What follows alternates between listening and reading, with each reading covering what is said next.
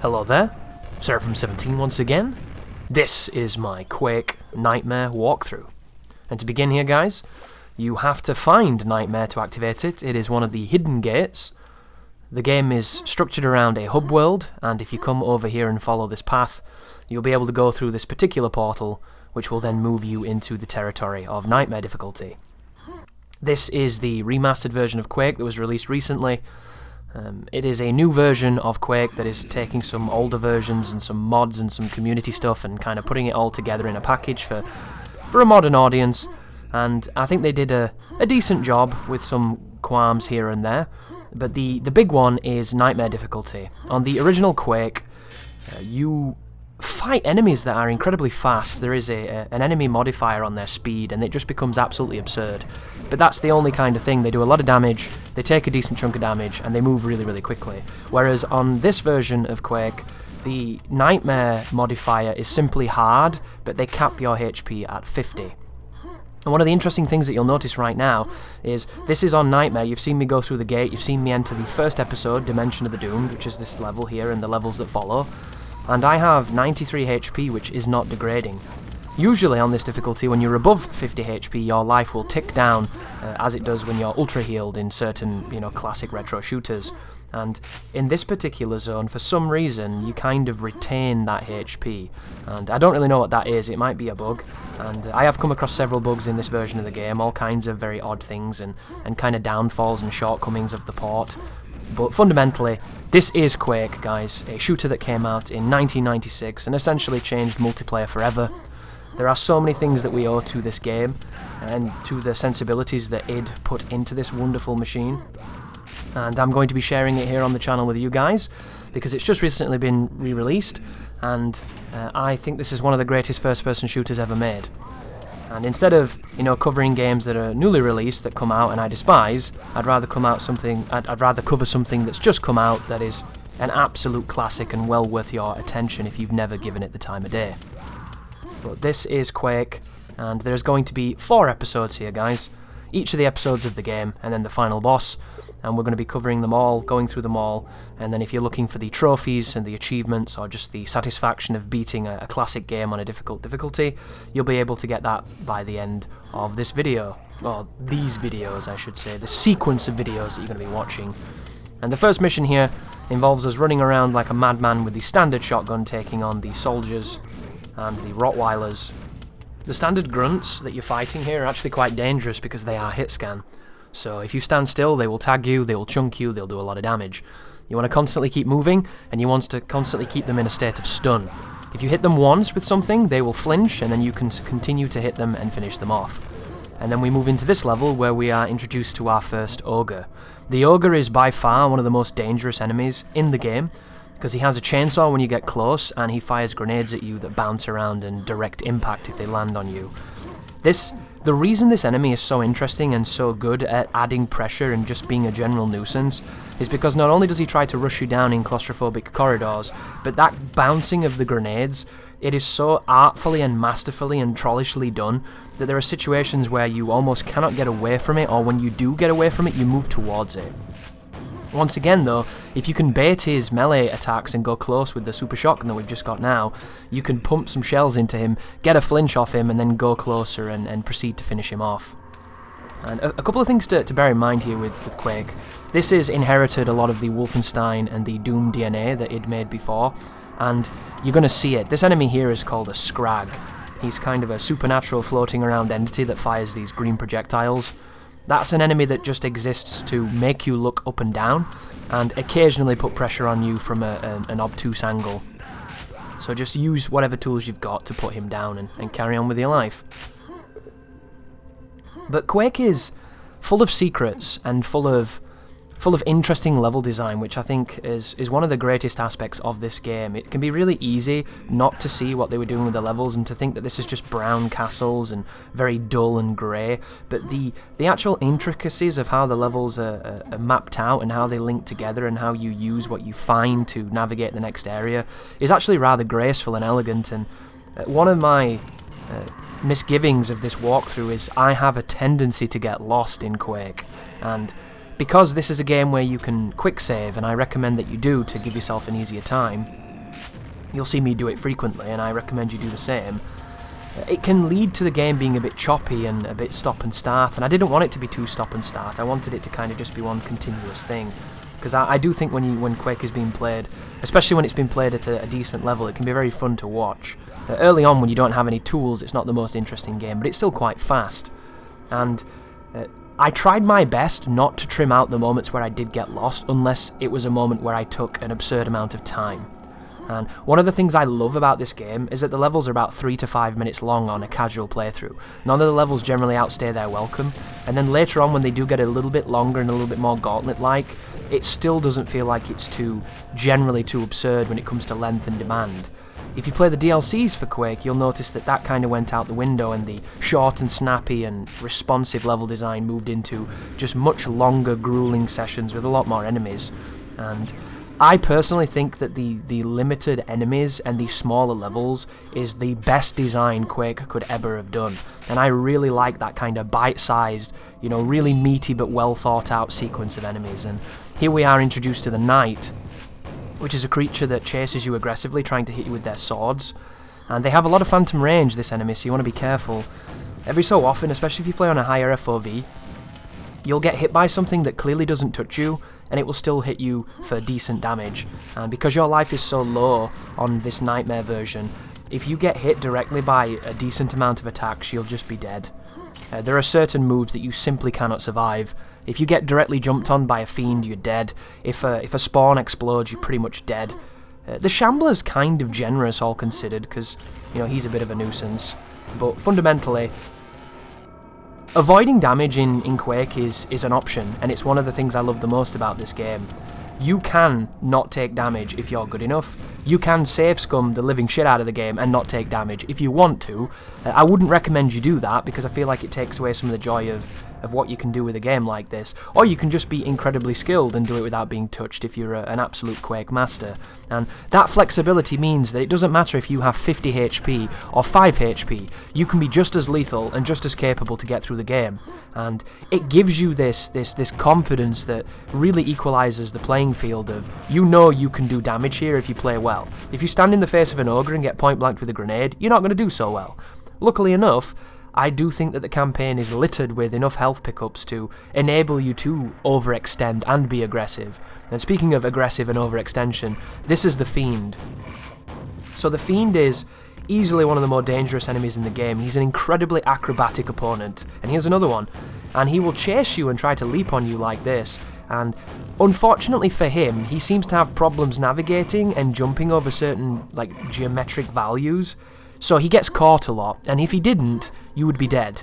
That is an incredibly dangerous enemy, and you can flinch him occasionally with damage, and he does take a decent amount of hits, but he goes down quite quick. And later on, when we've got more options, we're going to be able to swap between our tools to do some extra damage and to keep some DPS on him. And hopefully, with good movement, as long as you stay away from being directly in front of them, directly adjacent from them, you will not get hit by that jump. You'll be able to misdirect it and get around it and hopefully clean them up. But moving forward into the next sequence, we've just got the grenade launcher, and the grenade launcher is going to enable us to kill zombies. And here is another set of double fiends. Another good thing that the grenade launcher does is it enables you to back up with damage and potential stun in your path to give you a moment of safety.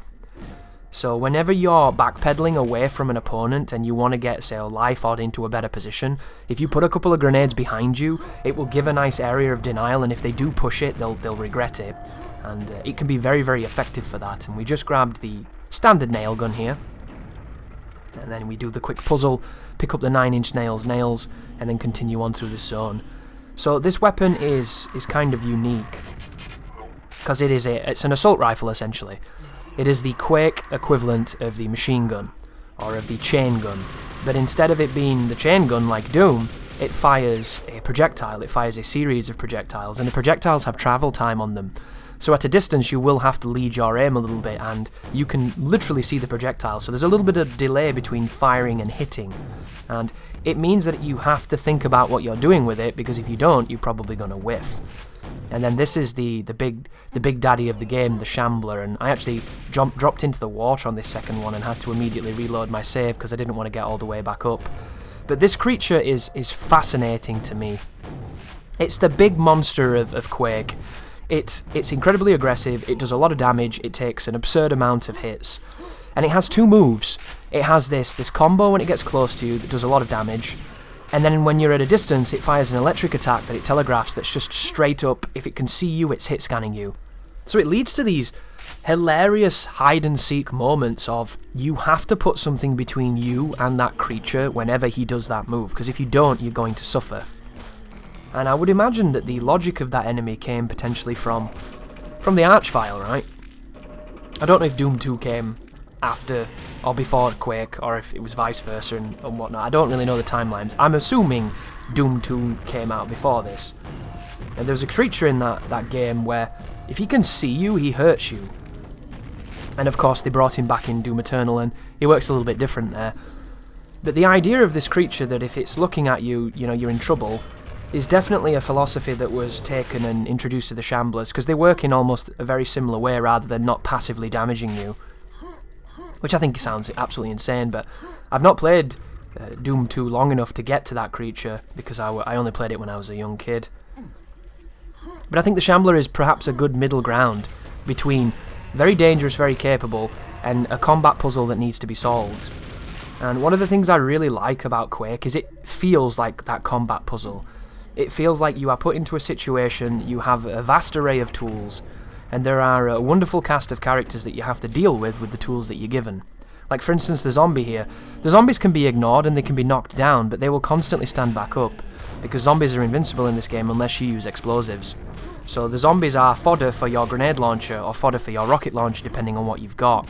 And they will sprinkle them into encounters just to make them awkward, just to make them push you into an interesting situation, or block your fall as that guy did just then. And you can kite around them and make them generally harmless if you're quick enough, but they'll hit you. And they just exist to get you thinking about it, you know, get you thinking about what's going on. And a room like this, interestingly small room, they're on the balcony there with the ogres and the grenades are bouncing everywhere. You're essentially dodging bombs the whole time. And in most games, dodging projectiles in a first-person shooter is something you don't really do, because a lot of stuff in those games is so quick that they just kind of hit you and they're very accurate, and the hardest difficulty is you spend most of it regenning behind a car or behind a wall or in a corner somewhere hoping you don't get rushed.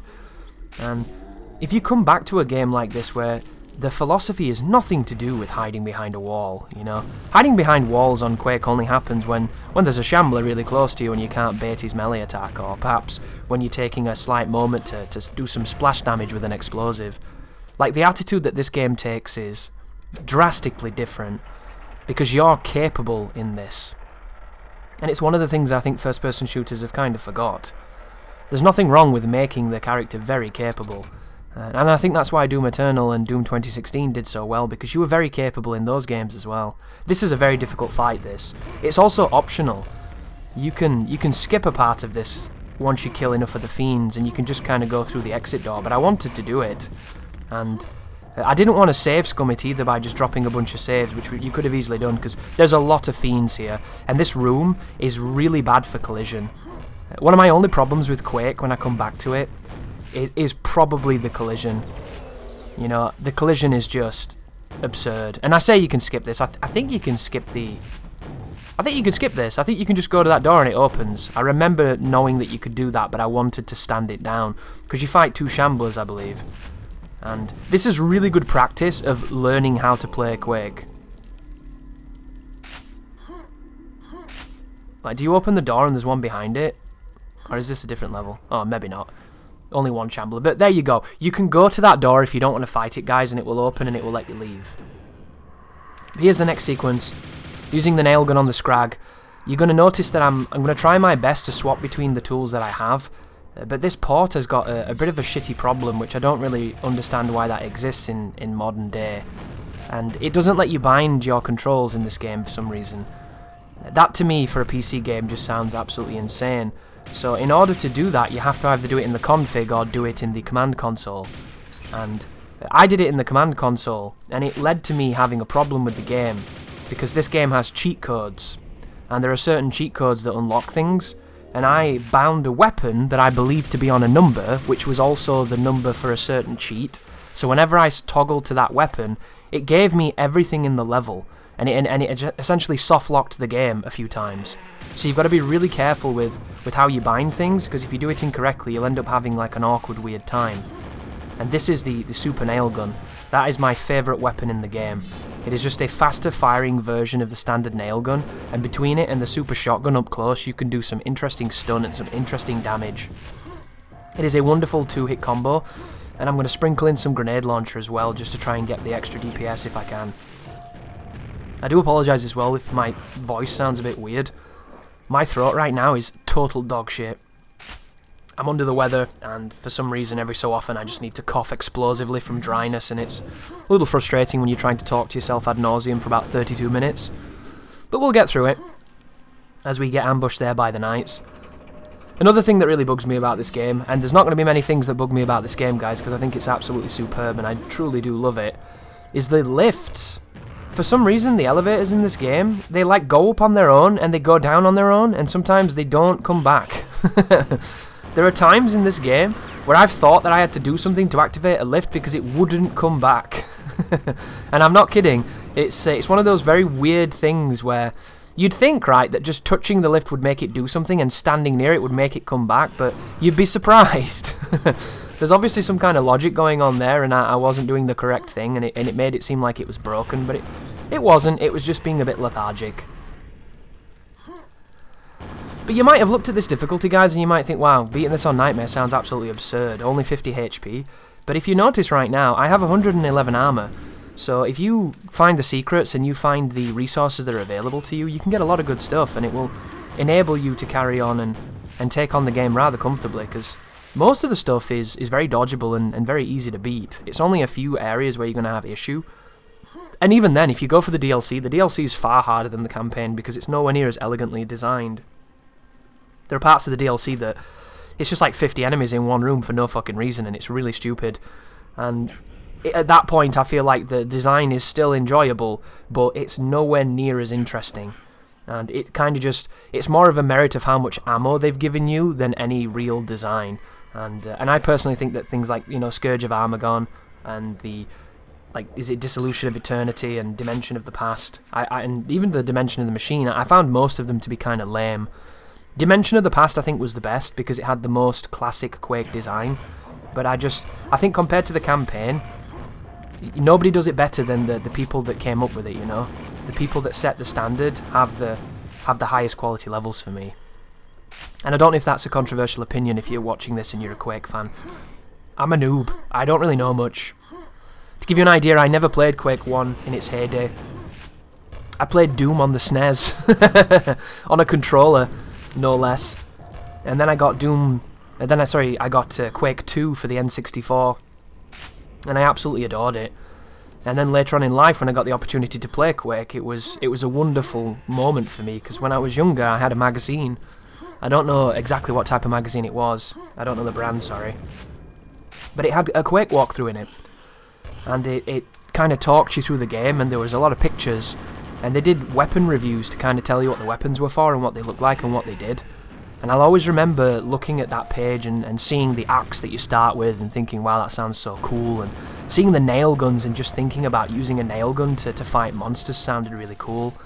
And then, of course, the Thunderbolt firing lightning. And it was one of those things where, I don't know if you had this, and I'm sure some of you did. This might be, a bit too old for some people. You might be too young. You might have had a phone in your hand since you were born, and you can just get everything you want in one click. But I used to read it a lot, and just reading it made me feel close to the game, and it made it feel right, and like I used to get so excited and I really wanted to play it. But in those days there was no realistic way to play it because I didn't have a computer at that time that would... I didn't know about computers, I should really say, and it was one of those things where we got a PC shortly after Quake was out, but I wouldn't have known how to get it running and things and working and all that kind of good stuff. And even if I had, I don't know if I'd have been able to figure out what was going on because I was just so young. But I always wanted to play it, and I really, really wanted to just experience that thing that I'd looked at for so long. And then when I got Quake 2, and I played a ton of the multiplayer with friends on split screen and played the campaign and whatnot, I thought it was amazing. I thought like the damage on the bodies and stuff was great. When you shoot the Scrag and they get like bloodier. I thought all the details and just the fun of it was superb. And then many years later, I was able to play Quake on PC and finally experience it, and I thought it was a masterpiece, and I don't use that term that often. That's not something that you'll usually hear from my mouth, because I feel like it can be so easy to call everything amazing and it just loses its value, but with this game, you could just tell it had class. There's an elegance, an absolute just a timelessness that will make Quake live on. And it's the reason I'm making these videos, even though this is an inferior version to some folk. This level's really tricky, this one.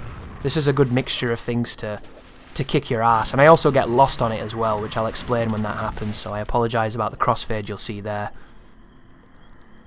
But when I played Quake 1 on PC and it blew my mind, and I probably went on Twitter and was like, Jesus Christ guys, I always knew Quake was good, but I didn't realise how good it was. Hot damn, this game is great. And be careful of the traps here as well. The traps do a lot of damage on Nightmare, they really chunk you. And then I got Quake 2, expecting to have a really good nostalgic time with it. And I hated it. I couldn't even play it. It felt so slippy and slidey and wrong. And speaking of wrong, this is what happens in Quake when you overextend and you have to recover. And this is where the fun happens. Like right there, guys, I should have restarted and took that slowly. But what I love about this game is you can take a situation like that where you're about to die almost certainly, and just kind of work it to your favour and survive and just do what you can and scramble. That's what makes Quake so interesting to me, because you're always on the cusp of losing, but you're always on the cusp of winning too. It's just excellent. But when I played Quake 2, like I was running out of ammo. I was sliding around because the movement felt so weird. Like it didn't feel right. And it didn't feel anything like this. And I didn't realise just how much of a tonal shift they took and a change between Quake 1 and Quake 2 that they'd had. And like, it's got nothing to do with the castles, it's got nothing to do with, you know, the creature that's attacking our planet and sending all the monsters and all the dark magic and the netherworld and all that. It's in space, isn't it? It's like Doom. It's got the Scrag, which are these kind of like cyborg people or something, and like it couldn't be more different if it wanted to be. It's so unusual, and if you look into the origins of it, there's a wonderful story there, which I'm not going to tell you because it's not that pertinent. But I was stunned that I didn't like it, because I had such good memories of that game. And I think ooh, that was scary. I think the reason for it is it was simply, when you bask in the greatness of what something started as, and then it turns into something else, it shows you what you missed out on, you know? Oh, shout out, by the way, guys. If you're wondering that crossfade just then, I did a video kind of teasing this walkthrough before it came out, where it says Hellmother awaits on my channel, and there's a sequence of me doing these fights and then dying to my own grenade. That is why there's a crossfade there, because I died after the fight, and I had to do it all again. But luckily, you can save wherever you want in this game, so you can make it as hard or as easy as you'd like, which I also think is the ultimate way to do checkpoints. You literally make your own difficulty. And it's going to be really helpful later on, because there's a particular achievement for doing a level on the episode 4, taking no damage, on Nightmare, and I'm going to guide you through that because it's an absolute pain in the ass. They picked one of the meanest levels to do it on as well, because it's nothing but spawns, and if you know anything about spawns, you'll know why that's a nasty choice. Oh, here we go, look at this. Lots of fiends here. I should be swapping between the grenade launcher and the rocket launcher to bounce some grenades around that corner, but I've kind of got the one-tracked mind at the moment. There we go. One thing you need to be careful of, though, as you probably saw when I went up to those ogres with the rocket launcher, friendly fire in this game from explosives is huge. You can use it to do fancy jumps as well, which is really funny. But fundamentally, you never want to fire an explosive close unless you are really confident it's going to be the final hit and you're going to be able to heal and get your shit back, because if you do, you're just going to die. You also saw something there that's really cool, and one of the first instances of enemies fighting each other in a game that I'd seen. So I thought, back in the old days when I saw Turok's enemies fighting each other, I thought it was the most amazing thing, and I couldn't understand why more games didn't do it. And then lo and behold, we come back to Quake, and there is infighting between the factions, between the beasts and the humanoids, which I think is a really cool choice. And there are certain segments where you can use that to actually beat the level. There's a lot of traps here as well, so be very careful. I'm not doing a very compelling example here of how not to get hit by every single trap, but thanks to the saves, it does enable me to be rather reckless. And as you can tell, I was getting hit by the traps quite a lot, because I'm just not the most patient person. But we're moving towards the end of this level when I can get around this. Here comes a couple more knights. A couple of good 1-2s for the knights. Stun them with a shotgun, finish them with an explosion. Works really, really well. The nail gun is absolutely shreds anything that flies, so the Scrags are just going to have a terrible time with it. The nail gun in general, especially the super nail gun, is just absolutely superb as we take on this ogre and put him down. Then we come through here and there's just a single knight and the blue key. So this is the part I think where I get lost. The blue key is in the blue door, sorry, is at the bottom of this room I'm stood in right now, and I completely could not remember where it was. So I ran around for ages, for like 10 minutes or some shit. So this is me just dropping to the bottom of that room, pressing that button, and then you get in here and it takes you up. So yeah, my apologies guys, I just couldn't find the bloody door. I do love the level design, and I do love Quake, but I get lost a lot. And be careful coming down here, there's a really dirty trap on this slip gate. There's a couple of dudes in here, and it's so close, if you drop down with a rocket launcher, you'll kill yourself.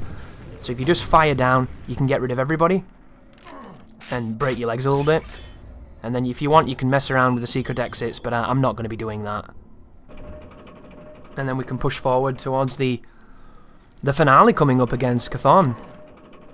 Which I think it might be this next one. Or maybe there's one more level. Oh no, there's one more level. This level's kind of mean, actually. This is one of the more mean-spirited levels in this chapter. And it's just because of the gold key. The gold key, when you pick it up, it spawns a shambler and he blocks the door and he's body blocking it pretty hard, and there's nothing you can really do to avoid damage. And unless you're one of those speedrunners that's got the movement down to absolute mastery and you just fly around the level, you've got to wait for his AI to move. And if he doesn't move, he'll just stand there and just continually hit you with the laser. So you want to be really careful, but the level design here is kind of unique as well. It definitely has the crazy dungeon, hellscape, you know, Clive Barker stuff going on. We've got a little bit of a trap here, which we can fall down from, pick up some rockets and triple ogres. Luckily, they have difficulty bouncing the grenade this way, because the room is so interestingly designed. So just put them down with the rockets and then move down here. And this is another trap, this one. So a couple of ogres are going to spawn. The only danger here is the close proximity. This is what Quake really likes to do, but I have so much HP that I can afford to play suicidal and still get away with it. And that's what I like about the resources. Like in some games on their hardest difficulty, you have to play like a bitch. You have to straight up play in the most cowardly fashion that can be conceived. And it's not fun, you know? Ooh, this is scary. Whenever you're this close to a fiend with this HP. But luckily I get my life back just there, and I can see an ogre around that corner, so I put a couple of explosives on him. And then try and pepper his friend. Look at that bounce! Did you see that? That was like a worm bounce, that. Team 17, using the wind, curving an impossible arc. But this is why I think that this difficulty, well, the game design difficulty, not what Night Dive did to it, is amazing. Because they give you a lot of HP for the mistakes that you're inevitably going to make. They put you against a reasonable amount of enemies, and every so often they'll throw something cheeky at you. It just really screams discipline to me and reserve. There are a lot of games that are just like, here's difficulty. Remember this fight? Well, now there's 2 of them. Or, remember this fight? Well, now there's 5 little shitters getting in the way. And they just kind of throw it to the side and believe they've made something that's challenging, and it's shit. And it's not challenging, and it's not fun. And then you have a game where almost all of it is fun because they give you exactly what you need to do, and they demand you do it without forcing some kind of absurd regulation on you, and I love that. This bit, though, kind of fucking lame. This opportunity, he moved. I died here about 6 times trying to get past him because he just wouldn't move, and there's no cover to block his laser. So, this is the one area of this level where it's kind of like, really, guys? And even then I can forgive it, because you can bait a melee attack from a shambler and keep ducking back and forth, but every so often he just does the lightning anyway. Because he just seems to realise he's losing. And I've killed one of those guys on Nightmare using the axe. Which I don't recommend, even though I didn't take any damage, because it's just so easy for him to do his range option, and then you can't do anything, because it's really fast. A couple of Scrags up here, practice your aim on these boys, put them down, and then we can take the golden key to the next part of the zone. Once against though, what the hell was that? Once again though, sorry. Once against, it's like a new band. The level design in Quake, unless you know it, can be a little bit labyrinthine, and it's easy to get confused. And you might be thinking, well, Chris, why didn't you play it more before you did this walkthrough? And that's the irony. I played the whole game before I did the walkthrough. It's like the 4th time I've beat the game, and I still get lost. And I get lost on different parts at different times. It's kind of weird. So this is what I was talking about right here. If you get a Shambler that close, you can bait his melee and keep pumping him full of the shotgun. But every so often, he might just do the thunder unless you're really on him, and sometimes he'll phantom hit you and he hits like a truck. But this is the final level of Episode 1, guys. This is the boss fight, and it's the only real boss fight in the game. It's a fellow called Chthon, who reminds me a lot of Hades from God of War 3, which is kind of a fun look. And you step on 2 runes, then you step on a 3rd rune and it electrocutes him, and you do this a handful of times and he dies. The reason this is hard, though, is he does this thing where he throws projectiles at you, but he throws one in front of where you're going, and it lands perfectly as you're about to be there.